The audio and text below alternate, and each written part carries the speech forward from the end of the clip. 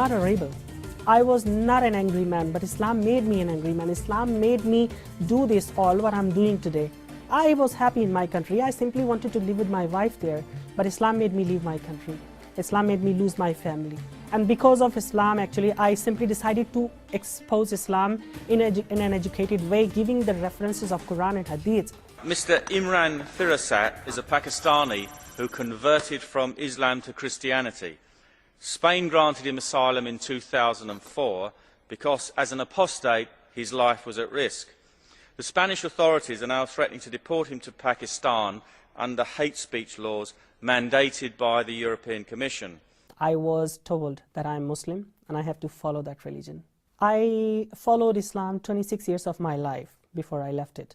So honestly, I never understood actually what Islam is. We are forced to pray, to read Quran, and to recite everything in Arabic. So actually we do not understand what we are speaking, the way we are praying to God. We don't understand anything of that. So, you know, there is no connection with God. There is no relation with God. We just do it because we are forced to do it. In Islam, it's not allowed to ask questions or to doubt.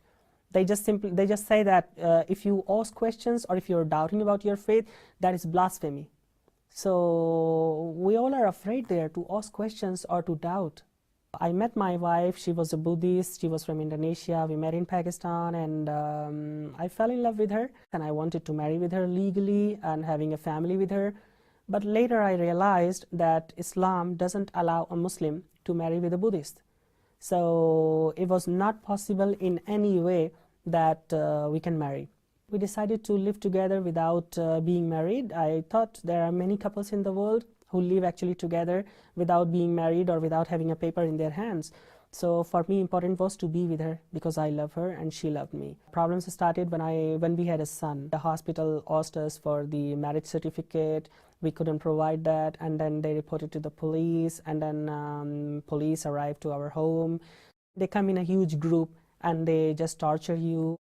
So no one can actually blame who was actually the person who tortured you. They took us to police station. We were detained there for several days. And there actually, I was very sad that my own Pakistanis, my patriots, it's difficult to say actually, but my wife was raped there by the police, and my thumb was amputated by them. They said, okay, there will be one condition that you can be freed, that if your wife leaves Pakistan, she cannot live here, or otherwise she has to convert to Islam. I had to leave my country, my house, my job, my family, my friends, everything, because of Sharia law, because of Islam. I really thought that life is finished now. I may kill myself, or maybe they will actually kill us. So I was just completely lost what's happening with us. But my son, my little son, he was a hope, and we had to be alive for him. We came to Spain. I was very not happy because what happened with me in Pakistan with my family, it was not easy to forget all that, and to start a new life in a new country where you don't know the language, where you don't have the legal status, not even friends. So, but at least I was very happy about the safety of my family in Spain, that we are at least safe here, and people are welcoming, and they are supporting our case. I was simply angry with Islam. I decided to expose it as much as I can. I started writing in newspapers, giving interviews in TV, radios. Sigo manteniendo mi afirmación que el Islam es un peligro para la sociedad y que tenemos que luchar contra ello, porque todo el yihad, terrorismo viene del Islam. That was a mission of my life, that I have to speak about Islam, and I have to encourage other people like me who are suffering actually in Pakistan or in India or in any other Islamic country, that they also should raise voice against the injustices of Islam. When I criticized Islam, then of course Muslims were angry, because we have to understand one thing, that Islam is not a tolerant religion. One day I was physically attacked by Muslims. My criticism on Islam has gone on a very high level because my articles were in national media of Spain, and I decided to leave Spain for a while and then come back later when the things will be calmed. And I promised to my wife that I will not write about Islam anymore. We went to Indonesia. All what I knew is that Indonesia is a modern country. It's close by to Australia, Singapore, so it looked like to me that it will be a modern country. But on the other hand, the fact that Indonesia is the biggest Islamic population on the earth, I was not aware of that.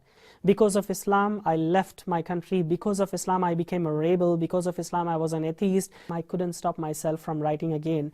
So I tried to hide my name as much as I could, because I knew that I'm living in an Islamic country and I'm speaking about Islam. That was a huge risk for me. So I continued doing those things, making blogs, writing as much as I could about Islam. But one day, through my IP address, while I was sending some mails, I was caught by the police. They came to my home and they took me to the police station. I was caught in Indonesia for blasphemy, and they wanted to charge me for that. But finally, we could reach an agreement that they just deport me from there. And they deported me from Indonesia. I arrived back to Spain. I couldn't bring my family because I had to pay them a lot of money, which I had there. And I told my wife and my children that be patient, and as soon as I go back to Spain, I'll work and bring you back to Spain.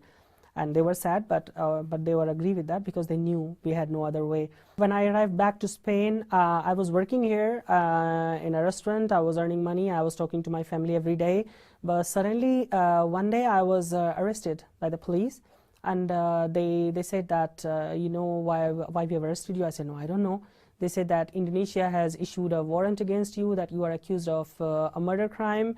And they took me to the prison. I was completely shocked, surprised, what's happening? Because they deported me by themselves and now they're accusing me of a murder.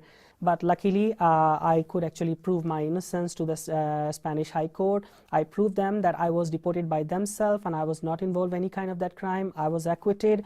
I have nothing on my name. It is very important to say that converting to another religion and accepting someone, an invisible power as God, it's not an easy thing or easy process which just takes some days. It takes a long time and some kind of miracles, you know. I was not that unfamiliar with Christianity.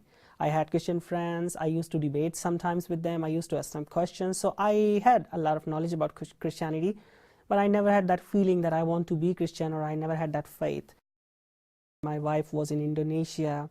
So one day she told me on telephone that she wants to become Christian. She wants to be baptized. And I was actually not happy and not even sad. I said, okay, that's your decision if you want to be so. Actually, her sister and her sister-in-law, they were converted to Christianity. So she became Christian and I was okay with that because she's an individual. And then later, there were two more things which happened in my life which actually changed me completely. First was that one day I knew that my children, they go to church with my wife, and I always used to ask them, did you go to church today? They said, yeah. I said, what did you pray? They said, I prayed to God that I can be reunited with Papa, and I can play with Papa. So those were emotional words from my children. One day I asked to my daughter, so who is God? And you know, she did like this, her hands, and she closed her eyes like she's praying, and she said, God is Jesus. That was something just touched my heart. I can't explain what was that feeling, what did I feel in that moment, but I felt something. Even my little daughter has a God, and I don't have a God. I don't believe in anyone. So my daughter's faith actually brought me to the faith. When I was in prison, then there was a priest inside of he used to come to the prison. There was a church inside of prison. So he used to invite me. First few times I didn't go there, but later I went there to see them, and I liked the way actually they prayed. I liked the way that they had no restrictions while praying. And they were, you know, enjoying with the music, praying to God in any word they can, and there was no restriction like Islam that you have to say the exact words, or you have to do like this, or you have to do like that. It was just like a free way to pray God, and the way they were praying to God, and those all things I really liked very much. And that was the moment of my life when I was really suffering. I was far from my family. I didn't know how to start on again the life. I was compelled to believe again in God. I always knew. I knew that there is a God. When I was released, I went to a church and I said to God, first time I think I cried as truly from my heart. I never actually prayed with a direct connection to God when I was a Muslim. But when I was released from prison, I went to a church and I truly cried from my heart, and I said to God, if you are really God, if you are the one to whom people say that you're God, then please help me. Take me out of this situation, make me meet with my family, and I surrender myself to you. That was the day, I think, first time I had a connection with God. I surrendered myself. I embraced Christianity from my heart, even though I was not baptized at that moment. And since I made that confession to God and I embraced the Christianity, there were changes in my life. There were drastic changes in my life, and I realized those changes. I saw that things are happening which were before difficult. There is someone who is protecting me. There is someone who is actually helping me. That actually made my belief more strong that yes, since I accepted Christ as God, then life is changing. Imran has been very faithful. If I would have to describe one of the key elements, it would be faithfulness, endurance, perseverance, all those words. He's been very, very good in his walk with Christ and to our church. I think I became more educated. I changed my way in a more polite way, the way I could educate Muslims.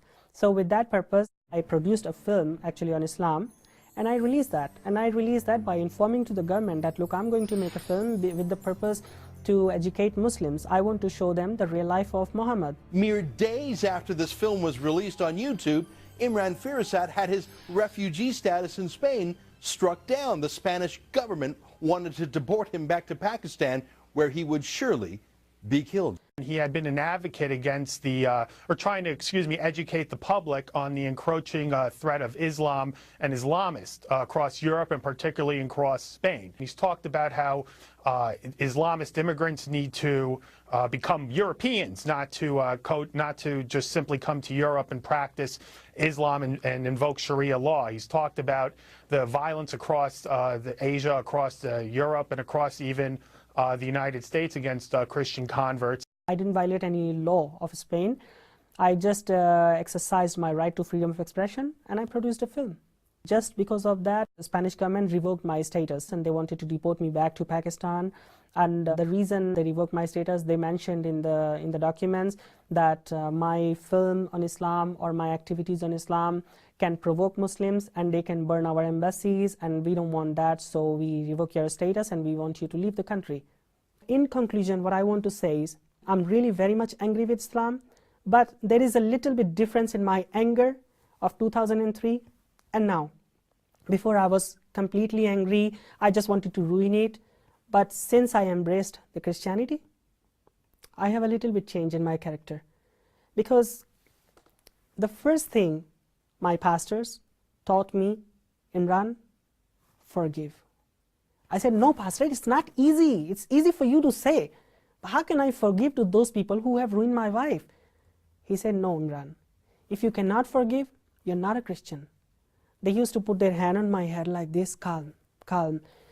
I said, I used to think in my heart alone, how can I forgive to those people who have actually ruined my life and who have actually destroyed my future? But slowly by slowly going to the church and listening the word of Bible, that if we don't love to those who have tortured us, so we are not Christians. Very few people have gone through what he's gone through, and I'm excited to see what God has for him. Now I'm a very soft-hearted man because I'm a Christian.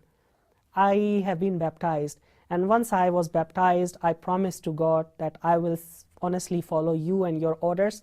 I cannot actually be angry, or I cannot think bad about others. Now the only two hopes I have is, one, that I can be reunited with my family, and the other is that I can dedicate my life to the way of Christ. I want to educate Muslims about the falseness of Islam. Once they understand the reality of Islam, I want to show them the truth of Christ, the way of salvation. I want them to understand the truth the way I have understood. So those are my missions.